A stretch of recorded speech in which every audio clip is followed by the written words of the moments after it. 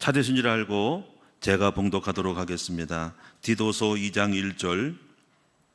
오직 너는 바른 교훈에 합당한 것을 말하여 늙은 남자로는 절제하며 경건하며 신중하며 믿음과 사랑과 인내함에 온전하게 하고, 늙은 여자로는 이와 같이 행실이 거룩하며 모함하지 말고 많은 술의 종이 되지 아니하며 선한 것을 가르치는 자들이 되고, 그들로 젊은 여자들을 교훈하되 그 남편과 자녀를 사랑하며 신중하며 순전하며 집안일을 하며 선하며 자기 남편에게 복종하게 하라.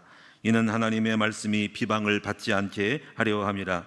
너는 이와 같이 젊은 남자들을 신중하도록 권면하되 범사에 네 자신이 선한 일에 본을 보여 교훈에 부패하지 아니함과 단정함과 책망할 것이 없는 바른 말을 하게 하라. 이는 대적하는 자로 하여금 부끄러워 우리를 악하다 할 것이 없게 하려 함이라. 종들은 자기 상전들에게 범사에 순종하여 기쁘게 하고 거슬러 말하지 말며 훔치지 말고 오히려 모든 참된 신실성을 나타내게 하라. 이는 범사에 우리 구주 하나님의 교훈을 빛나게 하려 함이라. 모든 사람에게 구원을 주시는 하나님의 은혜가 나타나 우리를 양육하시되 경건하지 아니한 것과 이 세상 정욕을 다 버리고 신중함과 의로움과 경건함으로 이 세상에 살고 복스러운 소망과 우리의 크신 하나님 구주 예수 그리스도의 영광이 나타나심을 기다리게 하셨으니, 그가 우리를 대신하여 자신을 주심은 모든 불법에서 우리를 속량하시고 우리를 깨끗하게 하사 선한 일에 열심히 하는 자기 백성이 되게 하려 하심이라. 우리 15절을 다 같이 읽겠습니다. 너는 이것을 말하고 권면하여 모든 권위로 책망하여 누구에게서든지 업신여김을 받지 말라. 아멘. 오늘은 우리 부교구장의 헌신 예배로 드립니다. 우리 부교구장은 바로 목자가 된 후에 바로 교구장이 되기 위한 바로 전 단계의 과정의 사람으로 이제 교구 인턴십을 하는 사람들입니다. 그래서 오늘 우리 교구장들이 해야 될 것은 무엇인가 하면은 바로 사람을 변화시킬 줄 아는 사역자가 되어야 된다라는 것입니다. 사람을 변화시킬 줄 아는 사역자가 되시기를 바랍니다. 우리는 다 시간표가 다 있습니다. 시간표. 그 시간표에 따라서 사람들은 요구를 합니다. 요구. 학생들은 공부를 할 시간표입니다. 학생들에게 돈을 많이 벌어오라라고는 하지 않을 겁니다. 아마 학교 공부한다는 핑계로 돈을 안 벌어도 그건 물어보지도 않습니다. 그냥 학생들은 공부할 때는 공부를 해야 됩니다. 다 시간표가 있습니다. 아이들은 밥 잘 먹으면 되지, 그 아이가 공부를, 까난 아이들이 공부를 못한다고 해가지고 야단 맞을 일은 아니라는 거예요. 그러나 이제 우리가요, 다 때가 있습니다. 다 때가 있는 것은 뭐냐면은 공부할 때가 지나서 대학교를 졸업하고 나이가 들었는데 취직을 안 하고 시집을 안 가고 장가를 안 가면은 눈총을 받습니다. 왜 시집 안 가냐, 장가 안 가냐. 또 대학을 졸업하고 30이 넘었는데 돈을 안 번다라면은, 직장에 안 다니면은 그 이상한 거라는 거죠. 그 얘기가 뭐냐면은 이 사역자가 된다는 것은 무엇을 기대하냐면 열매를 기대하는 거라면, 열매를 기대하는데 열매를 안 맺으면 나무는 베어버린다는 거죠. 그러니까 쉽게 말하면 다 때가 있다는 겁니다. 우리 공부하는 대학생들에게 돈 많이 벌어오지 못한다 해가지고 눈총 주지는 않은 겁니다. 그리고 학생들은 또 공부한다는 핑계로 또 공부만 열심히 하기 때문에 마음이 편하죠. 그러나 공부 끝나고 나면요, 드디어 이제 돈 안 버는가, 시집 안 가는가, 장가는가라는 시간표가 되면은 그때는요 할 말이 없는 거예요. 다시 말하면 제가 왜 이 말씀 드냐면은 다 우리 때가 시간표가 있다는 거예요. 그래서 이 사역자는요 열매를 맺을 줄 알아야 된다는 거예요. 제가 이 전도사 때 있는데요, 이 전도사 때라도 전도사가 돼서는요 다른 교회 가지고 주일학교를 맡거나 중고등부를 맡게 되면은요, 목회자는요 그 사람을 훈련시키려고도 전도사로 쓰지만은 어떻게 하면 주일학교가 부흥될까라는 기대를 하고 있단 말이야. 근데 전도사로 2, 3년 했는데도 아무런 열매가 없고 그냥 애들 10명이 똑같이 10명이 되면은요, 쟤는 사역을 못 한다고 할 겁니다. 다시 말하면은 아무리 내가 핑계를 두고 뭐 나는 공부하는 신학생이요, 뭐 아직 뭐 몰라요, 그럴 이유가 없는 거예요. 그래서 다 때가 있어서 그런 사역에 대한 부담감이 있는 거죠. 다행히도 저는 주일학교를 하면서 뭐 10명을 50명 만들고 70명 만들고 100명 만들고 중고등부도 부흥시키고 그랬으니까 참 안심이 되더라고요. 근데 쫓기더라고요. 쫓겨. 그래서 사역자가, 목사님이 연말 교선할 때 왜 애들이 안 모이냐 이렇게 말하면은 굉장히 그 부담감을 느끼면서 굉장히 그 조급해지면서 군박을 하는 쫓는 느낌이 들 때 내가 불편함을 느껴가지고 이제, 근데 다행히도 이제 그렇게 하는 목사님은 없었어요. 그래서 이제 편하게 하면서 당장 실적이 없는데도 불구하고 기다려줌으로써 결국 내가 알고 무엇을 원하는지를 알기 때문에 결과적으로 당장 원하는 시간이 아니더라도 결과적으로 보니까 열매가 맺었기 때문에 다행인데, 그런 압박에, 실적의 압박이 있다는 얘기예요. 그래서 그러나 여러분들이 이제 아실 것은 사역자는 반드시 바로 열매를 맺을 줄 아는 것이 되어야 된다는 거죠.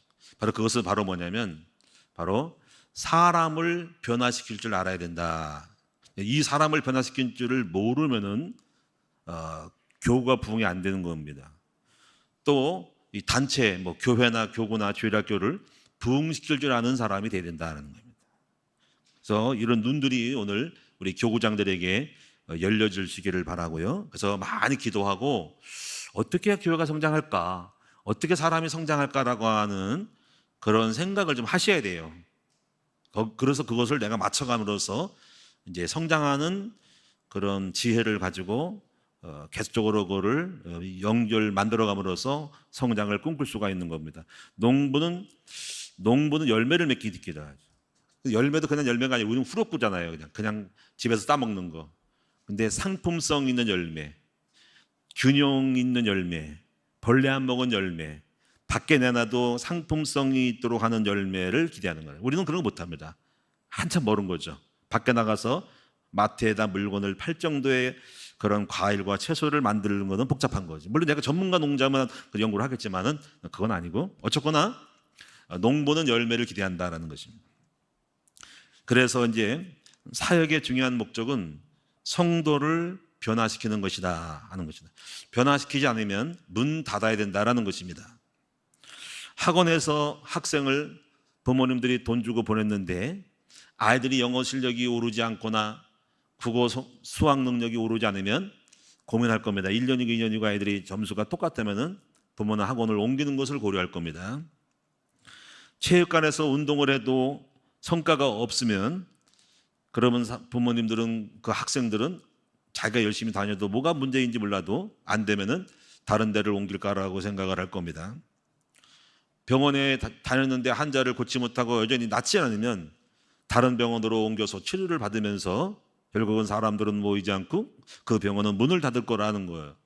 그러나 어느 병원이 병을 잘 고치면 그 병원은 문전성시를 이루고 건물을 확장하고 또 확장해서 큰 병원으로 이게 성장하게 될 거라 하는 것입니다. 교회가 성도들이 등록했는데 성도들을 변화시킬 줄 모르는 교회는, 그 교회는 문을 닫고 교회가 어렵게 되는 것입니다. 그래서 우리의 목숨과도 같은 것이 성도들을 변화시킬 줄 아는 교회가 되어야 된다는 거죠. 그것은 또 뭐라면요, 여러분이 목장에서는 목원들을 변화시킬 줄 알아야 되고, 교구에서는 속해져 있는 이 교구 식구들을 성장하고 변화시킬 줄 알아야지 교구가 자꾸 부흥이 된다라는 겁니다. 학교에서도, 우리 대안학교도 마찬가지입니다. 아이들이 보냈는데 아이들이 달라지고 변화되면은요, 야, 거기 또 우리도 한번 가볼까? 또 주변에서 소문 나가지고 또 가기도 하고 또 다니지만은 변화가 없으면은요, 그만둘까라고 생각도 하는 거예요. 그래서 우리는 여러분 변화시킬 줄 아는 그러한 지혜를 얻어야 된다라는 것입니다. 변화된 사람들이 성경에 많이 있죠. 야곱이 변해서 이스라엘을 바꿨습니다. 야곱은 좀 약간 뭐랄까, 좀 둘째, 찌질이, 뭔가 이렇게 발뒤꿈치를 붙잡는 못난이, 루저 이런 사람. 그런데 어쨌거나 그가 바뀌어서 12 아들을 낳고 이스라엘의 국가의 아버지가 됐잖아요. 이렇게 이제 힘이 창대해지고 그 인생이 바뀌었습니다.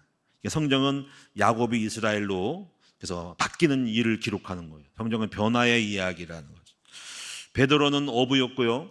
어부였지만은 충동적인 사람이고 예수님이 잡혀 들어갈 때 나는 예수님을 모른다고 3번 부인했다가 정말 쪽팔리는 신세가 됐잖아요. 그런 베드로가 나중에 성령을 받아서 3,000명을 해결시키고 이제 마지막에 베드로는 거꾸로 못 박혀 죽었다라는 소문도 있습니다만 실제적으로 그렇게 바뀐 사람이 되었다라는 겁니다. 여러분 성경에 바뀐 얘기가 많은데 그중에 대표적인 것이 바로 오네시모라는 종. 오네시모라는 종. 어느 하나의 그 빌레몬이라는 사람의 종이었다가 주인 물건을 훔쳐서 도망갔다가 감옥에 들어갔다. 근데 거기서 이제 바울을 만나가지고 바울이 오네시모를 변화시켰다. 참 대단한 거죠. 자기랑 감옥에서 같이 있으면서 어떻게 했길래 그 사람이 이제 거의 한 게 뭐가 있습니까? 말밖에 못했죠. 뭐 다른 여러 가지 무슨 뭐 사식을 주겠습니까? 뭐 다른 뭐 돈을 주겠습니까? 그런 사람인데 거기 앉아서 말로 바로 말로 바꾼 거죠. 아마 말만 했을 거예요, 바울은. 그래서 그 사람이 영접을 하고 복음을 깨닫고 주님의 일꾼으로 자신의 신복으로 또 바울의 아들로 양자로 성경의 빌레몬에서 나옵니다. 자기의 신복으로 함지를 동역자로 이렇게 쓰임 받도록 변화시킨 사람이 바로 바울이었다라는 거죠. 종에서 하나님 일꾼으로 바뀌었다라는 겁니다. 이게 우리 역사는요, 변화의 주역, 변화시킬 줄 아는 사람은 자기 옆에 있는 사람들을 다 때가 돼서 세월이 가면 바꿀 줄 안다라는 겁니다. 바울 자신도 핍박자에서 바로 전도자로 또 로마서 또 에베소서 빌립보 바울 서신을 쓴 시대적인 전도자로 하나님이 귀하게 쓴 사람으로 핍박자에서 하나님의 기독교 역사에 큰 업적을 이정표를 이룬 사람이 바울이었다라는 겁니다. 그래서 이렇게 성경에는 많은 변화가 있습니다. 우리 금나무교회도 30년을 여기 흘러가면서 참 많이 변화됐죠, 그렇죠? 예, 우리 전도사님들도 초창기에 우리 교회 집사였고 권찰이었는데 바뀌었습니다. 또 우리 전도사님들 통해서 또 그 밑에 있던 집사님들이 또 똑같이 전도자가 돼서 또 같은 동료로 돼버리고, 그래서 30년 지나면서 오늘 여러분이 교회도 지하실에서 바뀌었고 또 많은 성장했죠, 그렇지? 여러분도 사역자가 많이 나오고 오늘 교회가 많이 바뀌었단 말이에요. 그래서 이렇게 우리는 감사합니다. 변화시켜서 감사하고 변화시키는 은혜를 줘서 감사한 것뿐이죠. 그럼 우리는 이제 우리가요, 단순히 숫자적인 것뿐과 외형뿐 아니라 내면적으로 무엇을 변화시킬 것인가라는 것들을 이제 여러분은 알으셔야 됩니다. 자, 먼저 무엇을 변화시킵니까? 제일 중요한 것은 죄인을 의인으로 변화시켜야 된다는 겁니다. 죄인을 의인으로. 그래서 예수 그리스도를 영접을 하는 거죠. 영접하면 바로 믿음으로 말미암아 죄인에서 의인되고 마귀 자녀에서 하나님의 자녀로, 이렇게 뭐 겉모습은 뭐 똑같이 삶은 똑같하더라도 영적으로 우선 내면의 내적인 변화부터 이루면서 내면이 외면으로 바꿔가는 거예요. 그러니까 내면화, 의식부터 바꾸고 그 사람의 신분과 권세부터 싹 바꿔주는 시작이 되는 겁니다. 물론 겉의 모양으로는 뭐 술도 먹고 막 쌍욕도 하고 뭐 이상한 짓 하더라도 그게 변화의 시작인 거예요. 그래서 우리가 예수님의 영을 영접을 시키는 거를 해야 된단 말이에요. 그게 변화의 시작이란 말이에요. 새로운 새 생명의 씨앗이 들어간다는 말이죠. 그래서 이제 이렇게 우리는 선포를 하죠. 이때는 선포야, 선포. 당신은 죄에서 의인되었다. 믿음으로 구원받았다. 하나님의 자녀다. 믿거나 말거나 알아듣거나 모르거나 그렇게 선포 때려주는 거야. 이것은 선포, 설득이 필요 없어. 선포야. 받으면 말고. 그래서 선포로 그냥 세게를 박아주는 거예요. 자, 그러면서 이제 작업이 들어가는데요. 여러분이 이렇게 예수 그리스도를 영접한 다음에 가장 해야 될 변화가 무엇일까? 바로 그것은 예배 생활의 변화입니다. 예배 생활의 변화.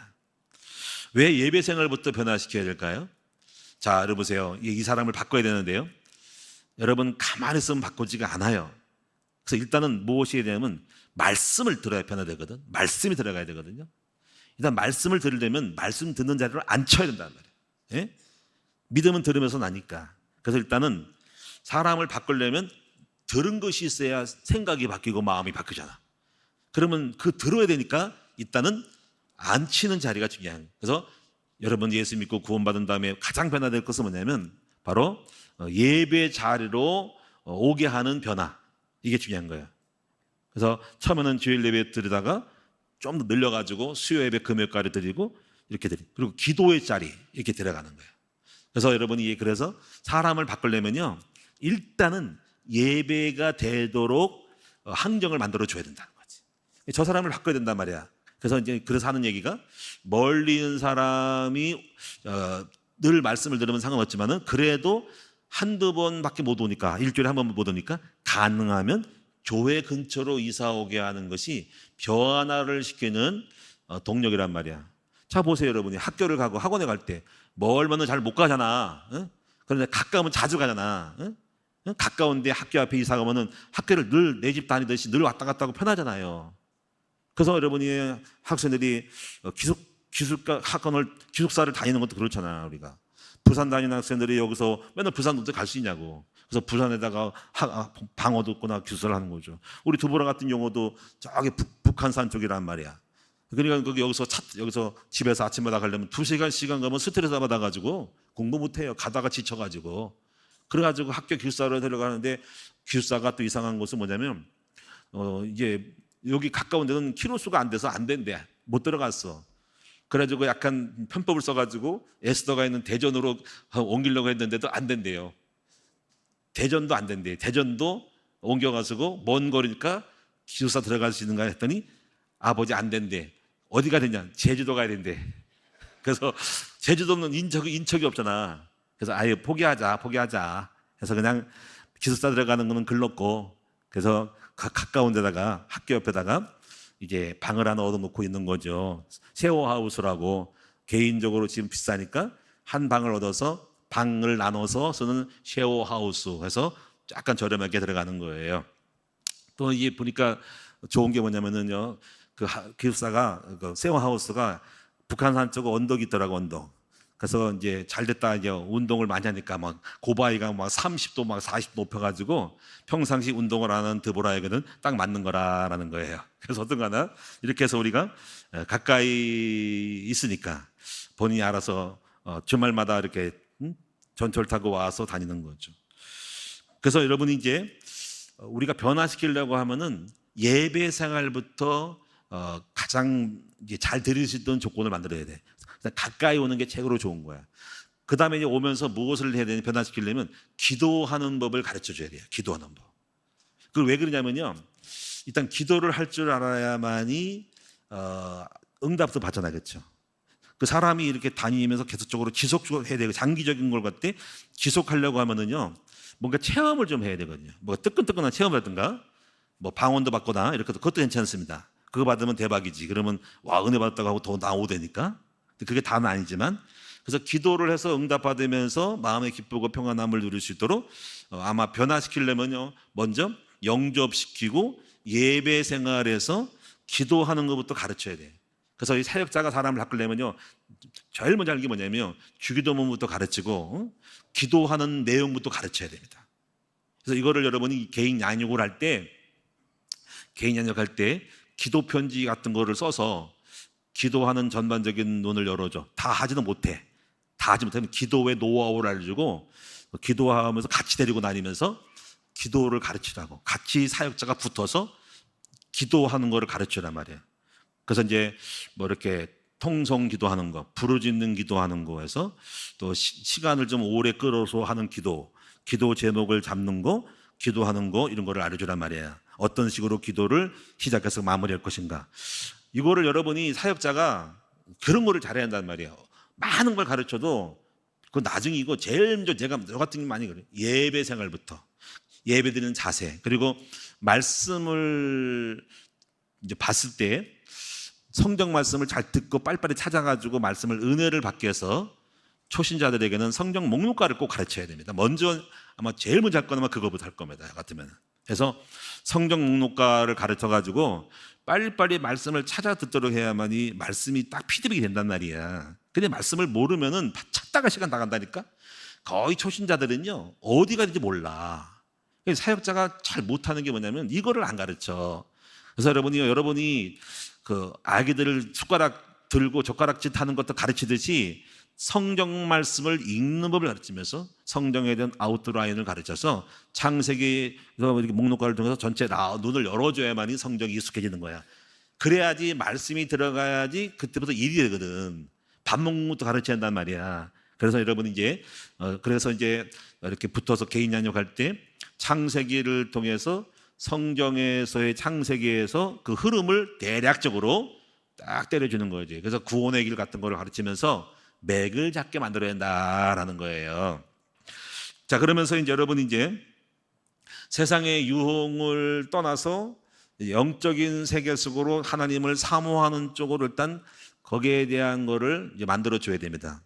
그래서 여러분 약간 같이 다니거나 같이 계속적으로 책만 끌고 가면서 여러분이 계속 가기는 약속을 해가지고 같이 새벽기도도 가게 되고 도움을 줘야 돼. 예배 생활에 같이 도와주고 성령을 가르치면서 익숙할 때까지 영적 생활로 바꿔주는. 그래서 그 사람이 이제 세상에 술집을 가거나 놀러 가거나 친구 만나서 잡담하거나 뭐 쓸데없는 돌아다니는 것보다 이제 뭐 어디 가서 누굴 만나서 뭐 어디 뭐 이상한 데 가거나 하는 것보다 교회 가는 사람으로 변화시켜 주는 거. 이게 엄청난 변화입니다. 이러면 이제 되는 거죠, 이제. 그다음에 이제 여러분요, 이제 자신의 힘으로 사는 것이 아니라 하나님의 은혜로 사는 것을 가르쳐야 한다 그랬죠. 오직 의인은 믿음으로 하니까 이제 그게 다거든요. 근데 왜냐하면 변화가 안 사람들은 여전히 교회 잘 안 나오잖아. 안 나오고 여전히 내심으로 주일도 빼먹고 돈 벌고 이런 사람이 그거를 내려놓고 하나님의 은혜로 사는 사람. 그래서 이번 주 달이 메시지가 중요한 거예요. 은혜 받을 줄 아는 사람, 이걸 알고 그 사람에게 은혜 받는 법을 가르쳐 줘야 된단 말이야. 그래서 은혜 받을래야지 사니까는. 그래서 이렇게 해서 하나씩 이제 바뀌면서 이제 하나씩 성품 치유. 바로 육신의 세상에 육신의 성품에서 예수님의 성품으로 하나씩 이거를 이제 계속 작업에 들어가는 거지 이제. 그래서 이기적인 사람에서 이타적인 사람으로 바뀌고 또 이렇게 서서히 이제 헌금을 못한 사람을 헌금하게 만들고 또 남을 도와줄 줄 아는 사람을 만들고 봉사하지 못하는 봉사하게 만들면서 그러니까 성경에는 아기에서 청년으로 청년에서 아비로 이렇게 해서 아주 계속적으로 여러분 이 변화를 계속적으로 달라지게 만들어야 된다. 달라지게 뭐 이런 내용들은 여러분이 이제 어떻게 이제 바뀔 줄을 이제 아니까 중요한 건 여러분이요 이제 마지막 어디까지 변하냐면은 드디어 목자가 되고 교구장이 되기까지 바꾸고 이렇게 오직 하나님의 일을 전념으로 하는 사람까지 바뀌면은 자 사역자가 돼서 다른 영혼들을 케어하고 또 역시 양무리를 먹이고 영접하고 연역한 사람까지 되어지는 제자가 되면은 대성공이 된다라는 거예요. 할렐루야. 우리 이제 큰 나무교도 이걸 계속했잖아요. 이거 계속해서 했는데 뭐 이제 참 제자가 많이 안 나오죠. 사람들은 많이 와도 다 미꾸라지로 빠져나가니까 결국은요. 그래서 결국은 그게 한 200여 개의 목장이 150개, 200개의 목장이 되니까 교회가 움직이는 거예요. 그 교회의 부흥은 목장의 수와 달려 있다라는 거죠. 저는 이제 이거를 보면서요, 교회를 30년 동안 목회를 하면서 어떻게 변화시킬까라고 생각을 하게 되거든요. 그래서 이제 교회의 그 시스템을 구축하는 거를 하나님의 지혜를 주셨어요. 이거를 가르쳐서 교회 성공의 사닥다리라는 거예요. 여러분 사닥다리가 어떤 역할을 하죠?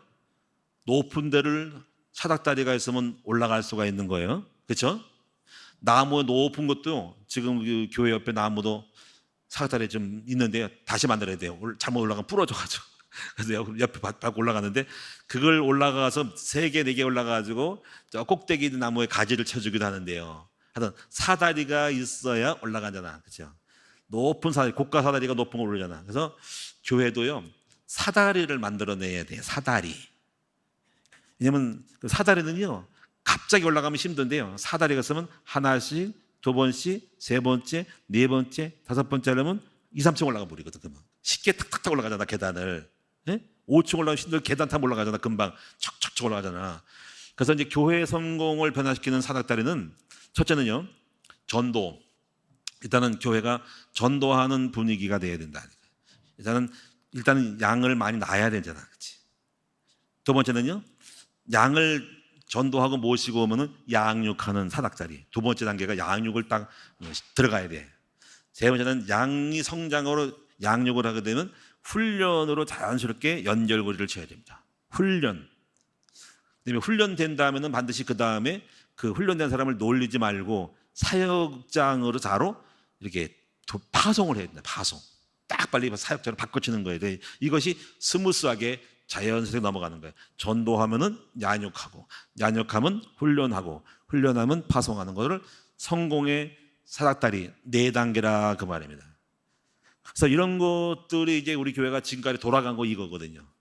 그래서 이거를 통해서 단계에 따라서 전도는 전도 활동을 해야 되고, 양육을 하려면 어떻게 양육할 때서 어떻게 양육할까 할 때 내 개인으로 혼자 목사 혼자 사모님 혼자서 하는 거는 한계가 있으니까 평신도 사역자들을 이제 많이 키워야 되겠다. 키워서 그 1대1 이렇게 해서 양육하는 일꾼들을 많이 양성을 해야 되겠다. 각계 전토를 해야 되겠다 해서 딱 만드는 것이 그 다음에 나오는 당연한 훈련 코스입니다. 그래서 1대 훈련을 딱 해서 1대 훈련의 목적은 바로 개인 양육을 할 수 있는 영적 멘토를 양육하는 거란 말이에요. 이렇게. 그래서 이렇게 해서 양육을 해서 우리 교회에 그러면 양육하기 위해서 성도들은 성경 공부를 해야 되니까 그분들은 성경 말씀을 마음대로 다루지 못하잖아. 그래서 목사가 할 일은 뭐냐면 양육할 수 있는 교재를 만들어서 제공을 해줘야 해요. 양육하는 커리큘럼 공과책을 교육 커리큘럼 책들을 만들어서 제공하는 그것이 바로 소책자란 말이야. 여러분이 교사들이 학생들을 가르칠 때 맨땅으로 햄뭐 아무것도 없이 말로만 하는 게 아니라 교재가 있어서 그 교재의 스케줄을 따라서 커리큘럼을 따라서 단계별로 가르치잖아. 그것처럼 교회 내에 이렇게 소그룹으로 개인 양육을 할 수 있는 각 그 수준 따라 공부가 있어야 된단 말이에요. 중고등부 양육 교재, 청년부는 청년부 양육 교재, 뭐 청년하고 어른 비슷하면 같이 써도 상관없고요. 이렇게 해서 반드시 성경 교회 안에 1대1 사역자들이 양육할 수 있는 교재를 교환을 만들어서 제공해야 된다 하는 거라는 거지. 그래서 이제 이렇게 보면서 훈련에 또 집어넣어서 양육된 사람을 먼저 혼당하면 사명자가 나오잖아. 충성자가 나오면 훈련 속에 들어 전도자로 끌어올려야 된단 말이야. 전도된 사람을 또 다시 훈련시켜서 목자로 끌어올려야 된단 말이지. 이렇게 이제 이것이 시스템이고 단계라. 이렇게 해서 자연적으로 한 단계 올라가는 거야. 그럼 목회자가 할 일은 뭐냐면 관리를 해야 돼. 관리. 어디가 막혔나? 아, 전도가 안 되네. 지금 전도가 한 명도 안 되네. 그럼 빨리 전도를 강화해야 돼. 다 전도로 몰고 나가야 돼. 근데 현재까지는 전도가 다 돌아가고 있어. 지금까지 현재 90명이 좀 전도됐으니까는 이 정도만 하면요. 올해 변함없이 매년마다 180명이 등록이 되거든요. 일단은 굉장히 전도의 시스템과 전도의 어떤 사닥다리가 1단계가 잘 된 거예요. 일단 양을 많이 낳는 거예요. 일단 양을 낳기 때문에 잘 됐어. 그 두 번째에서 점검할 게 뭐냐면 그 새신자들이 1대1로 목자라든가 사역자들이 붙어서 공부하고 있는가를 딱 점검해야 됩니다. 공부 안 하면 전도만 놓고 떨어져 나가는 거지. 지금까지는 전부 말씀 공부를 하고 있는 거 보니까 다행인 거예요. 그죠? 목장 말고 개인 양육하는 게 있어야 한단 말이에요. 개인 양육이. 그 새신자를 놓치면 큰일 나는 거야. 여러분 다 하겠죠. 새롭게 지금 전도된 사람이 있는데 지금 그 새신자들이 지금 1대1로 누군가 붙어서 공부를 하고 있냐, 복음 편지나 창세기라든가를 하고 있냐가 중요한 거예요. 그거 안 하면 좀 큰일 난 거죠. 그럼 성장이 안 되기 때문에 또 막히는 거죠. 그럼 양육이 됐으면 이분들을 전지하게 훈련시켜서 집어넣고 있냐, 1대1로 집어넣고 있냐라고 또 봐야 됩니다. 딱 이제 추세를 보는 거죠. 안 들어오네. 근데 여기 또 뭐가 막힌 거예요. 이걸 뚫어야 된다고. 이렇게 해서 또 그다음에 전도됐는데 사역자가 안 나오네. 이거 목자가 똑같으네. 목장이 올라와야 되는데 그래야 교회가 목장이 되면서 이게 이렇게 한 바퀴 도는 거거든요. 돌면서 눈덩이처럼 막 불어가는 거거든요. 봄, 여름, 가을처럼 봄에 파종하고 키웠다가 추수하고 가을에 거두고 또 겨울에 동병기를 붙여서 봄에 또 싸가서 자꾸 퍼지는 거거든요. 이런 것들이 변화를 할 수 있는 그 시스템을 사닥다리로서 저절로 돌아가게 만들면요. 세월이 가면 전도하고 양육하고 훈련하고 사역자 파송하고 전도하고 양육하고 또 전도 사역자 하면 또 전도되고 이렇게 돌아가면서 교회는요. 눈덩이처럼 가만히 이렇게 그것만 잘 돌리고 있으면요. 돌아가는 거란 말이에요. 이거를 그래서 배워지게 만든다라는 거예요. 사실 저희 교회가 한 거 이거밖에 없어요. 전도하고 양육하고 또 전도할 때는 초창기에 제가 같이 나가서 전도해서 전도라는 시스템을 구축해 나갔고 지금은 알아서 돌아가고 전도의 마인드가 생겼어. 그래서 여러분이 제가 말하고 싶은 얘기는 뭐냐면, 변화를 시키려고 하면은 변화시킬 수 있는 흐름, 그런 시스템들을, 내용을 알고 굴려야 된다는 거예요. 굴려야 된다는 거지. 장사가 되어지는 집안, 장사가 되어지는 집안도 어떻게 장사되어진가? 성장하려면 성장 커리큘럼이 있다면, 학교에 성장 커리큘럼에서 학교에 들어오기만 하면 단계만 밟으면 애가 성장해 나가는 거. 이렇게. 군대도 마찬가지예요. 군대도 훈련병 입소해가지고 어떻게 훈련해서 코스에서 총기 사고 각개전투하고 그 훈련을 그 몇 주 동안 거칠 때 장병으로 전사로 딱 거듭나게 만들어주는 커리큘럼이 있다 이거야, 이걸. 자, 이래서 이런 거를 만들어내는 사람이 경영이고 지혜라, 그 말입니다. 자, 그럼 이제 우리가 네 번째로, 우리는 변화시키는 방법에 대해서 한번 생각을 해보자. 변화시키는 방법.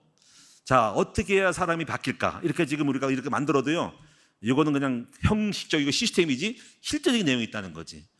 자, 어떻게 변화될 것 같아요, 여러분 같으면? 제일 처음에 변화시키는 방법 중에 하나는 바로 동고예요, 동고. 자, 동고라는 게 뭐냐면요, 사람은 어떤 사람을 보고 바뀌는 거란 말이에요. 사람을 보고 바뀐다는 거예요. 그래서 우리 예수님 같은 경우는요, 사실 성경 공부를 하지 않았다는 거지. 책을 가르치지 않았고요, 그냥 같이 나를 따라오너라 하고 3년 동안 같이 뭔가를 보여준 거라는 거지. 그래서 사람들은 어떻게 바뀌냐면, 사람들은 그 따르는 선생을 보고 배우는 거란 말이야. 그게 최고의 교육이야. 서당계 3년이면 풍어를 문다 그러잖아. 응? 그 다음에 라면계 3년이면 개도 라면을 끓인다는 거지. 응? 늘 보면서.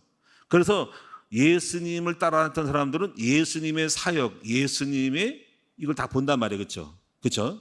그래서 중요한 건 이겁니다. 우리들의 자식은요, 부모의 열매라고 하는 거죠. 그렇죠? 자식은 뭐예요? 부모의 열매예요. 뭘 받길래 부모가 자식이 이렇게 나오냐는 거지. 물론 멀리 떨어진 자식은 아버지를 못 받겠지, 엄마를 못 받겠지. 예? 남남이니까 못 봐서 모르면 할 수 없지만은, 근데 같이 살았잖아. 그럼 뭘 받길래 그게 나오냐는 거, 자식이. 그러니까 여러분이 이걸 잘 알아야 된다는 거죠. 그래서 가장 가까이 붙어 있는 사람을 통해서 보고 배우는 것은 자명한 사실이죠. 그래서 예수님 당시에는 예수님을 따라서 12명이 같이 달아다니면서 예수님이 그 상황과 삶 속에서 풀을 보고 자연을 보고 여러 가지 백합화를 보고 다 가르쳤단 말이에요. 그리고 기적을 일으키는 걸 보고 그대로 그 예수님의 사역의 모습과 성품과 온유함과 또는 분노와 이걸 다 보면서 그냥 투영이 되는 거예요. 투사가 된단 말이에요. 그렇지? 그래서 제일 중요한 거는 보고 배우는 거예요. 어떻게 보면 우리들의 모습은 지금 우리 주일 학생들이 목사님을 보고 장로님을 볼 거라는 거죠. 우리들의 모습이 투영될 거라는 거죠. 우리. 내가 교만하면 애들은 목사는 교만하는구나 라고 배울 거고요.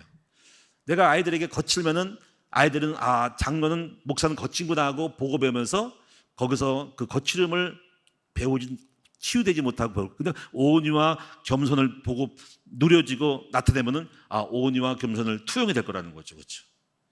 여러분이 기도하는 모습을 보고 배울 거죠. 그렇죠? 자, 그래서 이제 알게 모르게 교육은 변화는 함께 있는 시간을 통해서 바뀐다라는 거죠. 자, 그런데 문제가 있습니다. 그래서 가족은 그렇게 보고 배울 수가 있죠. 가족은 그래서 같이 늘 살잖아. 같이 밥도 먹고 있잖아. 그렇지?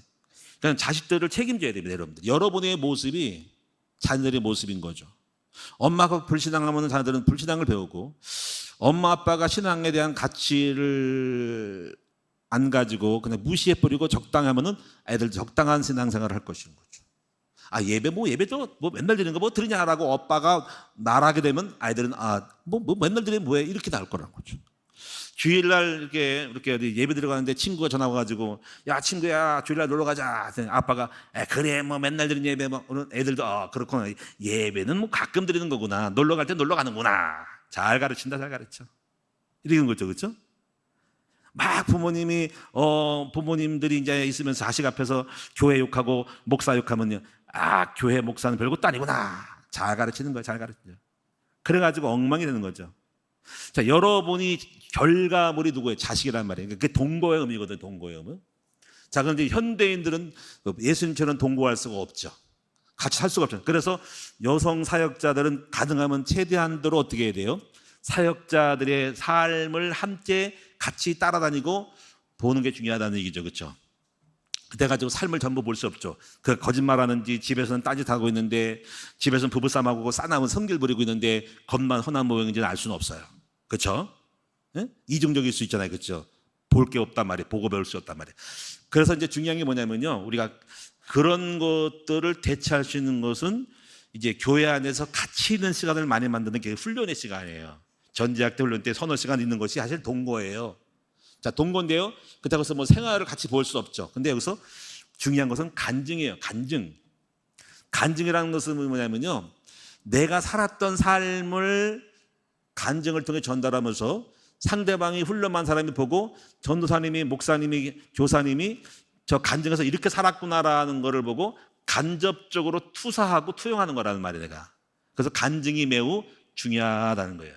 그래서 말만 해서는 잘 안 바뀔 겁니다.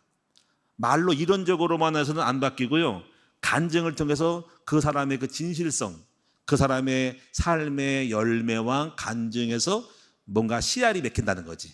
안 그러면 변화되지 않고요, 말만 잘해서 변하지 않았고요. 그래서 가능하면 사람이 바뀌는 것은 동거라는 거죠. 동거를 대체하는 것이 간증이라는 거예요. 그리고 간증하면서 내 삶을 보여주면서 가르치고 경계하고 교육하는 거거든요. 그래서 간증이 중요한데 간증거리가 아무것도 없단 말이야. 간증거리가.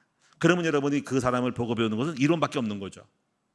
그래서 오늘 여러분이 우리 가르치고 변화시키려 하는 사람들은요, 두렵고 떨림으로 주님, 저에게도 이렇게 기도해야 돼, 간증거리가 많도록, 하나님의 말씀을 전할 수 있는 증거거리가 많도록 기도하셔서 내 하나님의 나라가 말로 있지 않고 능력이 있는 것처럼 열매로 말하게 해달라고 기도하시면, 하나님이 겸손한 사람이죠. 이 사람들은요, 주님, 내 말로 누가 변하겠습니까? 말은 누가 못합니까? 말은 누가 잘합니다. 그런데 변하지 않아요. 왜 안 바뀌어요? 삶이 없잖아, 삶이. 그래서 사람들은 변화된 것은 삶을 보고 바뀐다라는 거 명심하셔서, 현대에 있어서 같이 있을 수가 없으니까 또 뭐 같이 있을 들 볼 거 없잖아, 그치? 근데 그래서 가능하면 여러분이 두렵고 떨림으로 하나님 나를 본받아라 할 수 있을 만큼 사람들은 보고 배운다는 거죠. 아마 우리 애들은 아마 분명히 우리 어른들을 보고 배울 겁니다. 그래서 예배 같이 드리면서 할 때 목사님, 사모님, 장로님, 전도사님들 다 보고 생활 속에 다 카페에서 활동하는 거 다 보면서 아이들이 내일 속에는 뭔가 교회에 대한 이미지를 딱 각인하고 우리는 세월이 가는 거죠. 만약에 여기서 교회에서 만약에 막 어떤 뭐 이상한 거를 보고 배웠다면 아이들은 나중에 훗날 교회를 떠날 수도 있습니다. 그리고 뭐 교회에 대해서 비난적이고 부정적인 것을 가질 수 있다는 것을 명심하고 어떤 결과 나올지는 바로 우리들의 삶의 열매의 결과로 아예 나오는 거예요. 이런 말이 있습니다. 그래서 우리가 복음을 누리는가, 기도하는 사람인가, 성품이 온유한가, 주를 위해 헌신하는 사람인가, 또 문제가 와도 흔들리지 않는 모습을 보여주고 있는가. 문제가 왔을 때 엄마 아빠가 막 떨어, 두려워, 짜증내, 그러면 아이들도 그 신앙을 못 배우는 거죠. 근데 견고한 믿음을 가지면, 야, 우리 엄마 아빠가 믿음이 되나, 나도 앞으로 저렇게 돼야 되겠다, 이렇게 하는 거죠. 이런 속담이 있습니다. 사람들은 견고한 바위 밑이나 굴 속에는 숨어도 찢어진 우산 밑에는 숨지 않는다. 비바람이 몰아칩니다. 사람 어디에 숨어요? 견고한 바위나 굴 속에는 들어가도 찢어진 우산 속에는 숨지 않는다는 거예요. 다시 말하면 사람들은 우리가 흔들리거나 믿음이 없는 모습 속에는 바로 같이 있지 않고 변화되지 않고 같이 연결하지 않는 거죠. 오히려 견고한 믿음의 사람들 안에 품다는 거죠. 그래서 우리 큰나무 교회가요, 믿음이 견고한 사람이 많아지고 또 믿음이 좋은 사람 많아져서 우리 안에 있는 수많은 사람들을 품고 섬길 수 있는 그러한 견고한 바위와 같은 그러한 진이 요새가 되어지기를 축원합니다. 그래서 이제 처음에 동거고, 두 번째는요, 아까 말한 것처럼 간증과 교육, 간증을 통한 교육과 훈련입니다. 세 번째 변화되는 것은 지도자의 그 열정과 섬김만큼 변화되는 것을 알아야 됩니다. 자, 그래서 잠언서 27장 23절에 보니까 네 양떼의 형편을 부지런히 살피고 네 소떼의 마음을 두라라는 거예요. 우리가요, 여러 가지 이제 이런 속담이 있습니다. 채소는, 식물은 그 주인의 그 발소리를 듣고 성장한다라는 거예요. 여러분, 우리가 식물이 열매를 맺고 견고해 지는 것은 아침마다 다니면서 속 가주고 손 따주고 가지 쳐주고 다듬어주고 또 때에 따라 약치고 이렇게 하기 때문에 식물이 자라는 거예요. 죄송합니다만은 오늘 어느 권사님이 어느 대부도에 땅이 있다가서 이제 하려고 하는데 자신감이 없어. 왜냐면 못 가, 멀리 못 가. 반드시 아마 갖다가 뿌리긴 했을 거야. 해도 아마 부시공사 될 거예요. 분명히 벌레 먹고요, 잡풀 나가지고 관리가 어려워서 아마 욕 많이 먹을 거예요. 그래서 손을 안 대는 겁니다. 왜냐면 가까이 있어야 늘 아침마다 가는데, 그래서 가까이 없는 거는 좀 안 된다라는 거예요. 그래서 여러분이 이렇게 해서 여러분이 그 지도자의 열정과 성김만큼 열매가 잔다기 때문에 항상 여러분이 양떼 소떼의 마음을 두고 깊은 관심을 가져야 된다는 것입니다. 그 다음에 여러분이 네 번째로는요, 양떼들은 시간표를 따라 해답을 줘야지 성장하는 거예요. 시간표를 따라서. 그 시간표가 뭘까요? 때를 따라 양식을 나눠줘야 된단 말이죠. 농사를 보면 여러분이요, 초기 작물 때는요 질소가 많아야 된다는 거예요. 질소는 식물의 이파리를 많이 피우는 게 질소입니다. 근데 그건 내버려둬도 이제 여러 가지 그 풀 옆에 풀이 자라고 베어지면은 깔아주면요 질소가 나와서 질소로 막 자라요. 그런데요, 과일을 맺을 때 질소가 많이 나면 안 돼요. 걷어내야 돼. 왜냐면요, 과육이 자랄 때는 칼슘이 많고 인이 들어가야 되는데요, 질소 있으면 이파리만 자랍니다. 그래서 초창기 때 초기에 비료는 질소로 많이 질소 성분에 대한 거를 깔아주면서 옆에 질소가 되어지는 어떤 잡풀과 이런 거를 해야 되고, 비가 오면 질소가 많이 들어가서 식자랍니다. 비 오면 확 자라잖아요. 그 질소가 들어간 거예요. 근데 과일이 맺을 때는 질소가 많이 들어가면 안 돼요. 잎만 자란다고, 무성한다고. 그래서 빨리 걷어주고 여러분이 거기다가 칼슘 같은 거를 해서 과육이 튼튼하게 만들어주는 거름에 대한 거를 체인해. 이걸 누가 알겠습니까? 그렇죠? 때에 따라서 약도 쳐줘야 되고. 그래서 여러분이 시간표를 따라 해답을 주는 것처럼 목자들은 양들의 시간표를 잘 봐야 돼요. 그래서 교재를 쓰면서 교재를 활용해야 돼요. 교재 가지고 지금 창세기 눈을 열어주고 시간표고, 기도가는 기도 편지를 가르쳐주고, 저 사람이 지금 치유를 해야 돼. 치유 편지를 해주고, 돈벌이를 해서 경제의 눈 열어야 돼. 경제에 대한 눈이 없구나. 경제 메시지를 해주고, 이렇게 정신 문제가 많구나. 치유 메시지 해주고, 여성의 자존심을 세우거나 여성 편지 해주고, 재직으로서의 아직까지 뭘 모르는구나. 재직 편지 해주고, 이렇게 로마 설정에서는 믿음으로 말하는 의를 심어주면서 이렇게 여러분이 때를 따라서 양식을 매뉴얼로 골라서 줄 아는 사람이 되야 된다라는 거예요. 이제 마지막으로 한 가지만 더 말씀드리면은요, 이제 소그룹 팀 사역에 대해서 말씀드렸는데, 이 소그룹 팀 사역은 뭐냐면요, 사람이 바뀌는 것은 그 사람이 가지고 있는 포스와 건의에 따라서 사람이 압도되는 걸 알아야 된다는 거지. 자, 예를 들면은 교회가 기도하는 분위기가 생기면 기도가 안 하면 안 되게끔 돼 있어요. 막 기도가 그것이 정의가 되는 거예요. 뭔가 이렇게 전체 성도의 성품이 온유하고 겸손하면요, 싸납거나 이상하게 된 사람들은 그게 뭔가 이렇게 안 맞아요. 그래가지고 막 말을 함부로 하는데 옆에 있는 사람이 말을 조심스럽게 하면 다 말을 조심하게 되므로 자기 자신에 대한 거를 비춰주거든요. 이것을 가르쳐서 영권이라고 하고 건의라고 하는 거예요. 근데 개척교회 때는 이 건의가 없어서 아무나 막 들어와서 교회를 무시해버리고 막 배를 뒤집어버리거든요. 그래서 이 교회마다 들어오면서 공동체 소그룹에서 느껴지는 그 영성이 딱 만들어진다고요. 그 영성은 교회적인 영성도 있고 목장과 교구장에도 영성이 있습니다. 딱 왔는데요, 들어왔는데 제가 이제 그걸 느낀단 말이에요. 우리가 시흥시에도 보면 목사님 있잖아요. 딱 들어가면요, 목사들이 가서 느끼는 영성이 있습니다. 그 영성을 딱 보고 내 자신을 추스립니다. 아, 여기는 함부로 하면 안 되겠구나. 요게 분위기가 뭐고, 나는 그 단체만이 풍기는 파워가 있어요. 그걸 분위기라 그래요, 분위기. 그래서 여러분이 소그룹에서 목장과 교구도 마찬가지로 뭔가 방자한 분위기가 선 방자해져요. 근데 방자할 수 없구나라는 분위기를 만들어주면은 말을 조심하게 되거든요. 이것이 소그룹에 있는 분위기의 역할이 영성을 만들어주는 거예요. 저희 교회가요, 그리스도만 계속 강조했더니 막 뭐 이상하게 뭐 그리스도가 아니 뭐 육신의 생각 뭐 여러 가지 뭐 동기 이게 초창이 있었어요. 근데 지금은 딱 들어오면은 잡힐 수가 있는 거예요. 그 안에 뭔가 압도되는 있잖아요. 이걸 만들어내야 된단 말이에요. 그래서 목장과 교구장들은 이제 사역을 할 때 그 분위기를 만들어내는 사역을 해야 돼요. 그래서 혼자 하지 말고 같이 팀 사역으로 같이 가서 분위기를 만들어야 된다는 거죠. 그 분위기 만들어주는 것은요, 맨 앞에 서서 사역하는 사람들이 어떤 사람이냐에 따라서 분위기가 싹 바뀝니다. 예를 들면은 막 전도를 많이 한 사람이 앞에 서면요, 전도의 분위기가 형성된다고. 예? 기도를 많이 한 사람이 기도에 앞장서 나오는 기도하는 분위기로 기도를 해서 말하면서 기도 분위기 형성하는 거죠. 그래서 중요한 것은 교회 모델 형상이 중요하고, 변화시키려면요, 그 영적으로 끌고 가는 어떤 파워 그룹이 있다는 거죠. 그 분위기에 막 헌신 막 하고, 막 헌금도 하고, 막 성령 충만하고, 복음적인 거를 딱 갖고 있는 사람이 분위기를 만들어주면요, 그 안에 들어온 사람 다 흡수됩니다. 잘 보잖아요. 우리가 교구 분위기를 딱 보거든요. 뭐 이런 말을 생각하면은 지금 그 라오스 교구에 있는 그 교구의 분위기는 아주 건전합니다.